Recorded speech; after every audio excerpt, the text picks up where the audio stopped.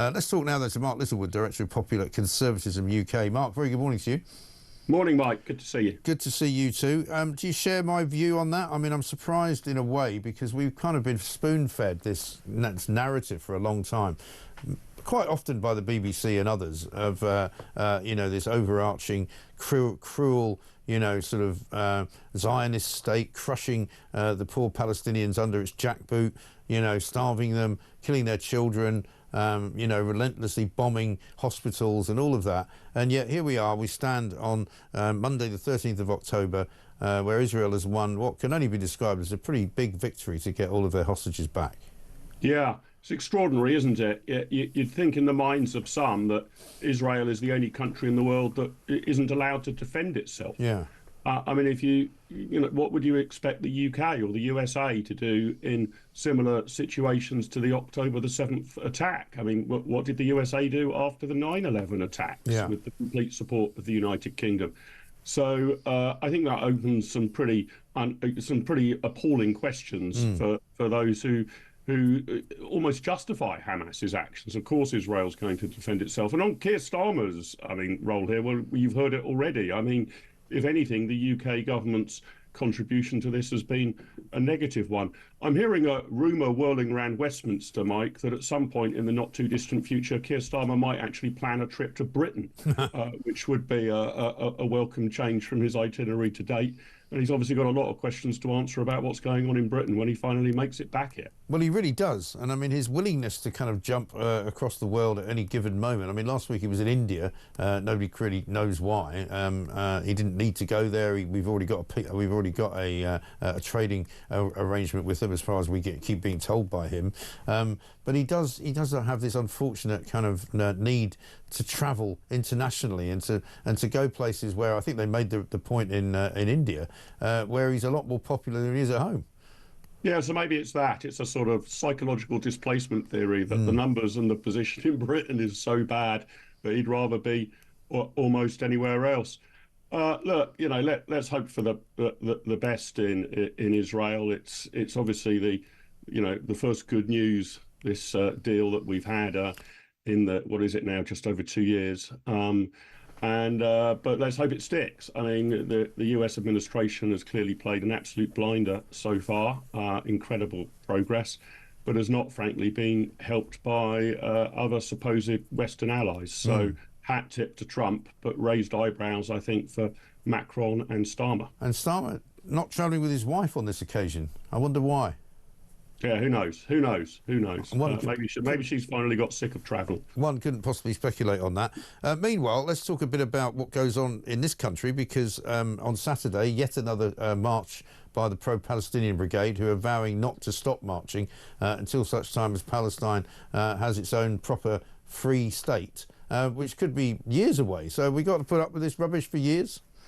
Yeah, this is a really tricky one, isn't it? I mean, as you alluded to, or I inferred, Mike, I mean, there's clearly amongst a good number of these protesters an undercurrent, or in some cases, right up front, trend of anti-Semitism. Yeah.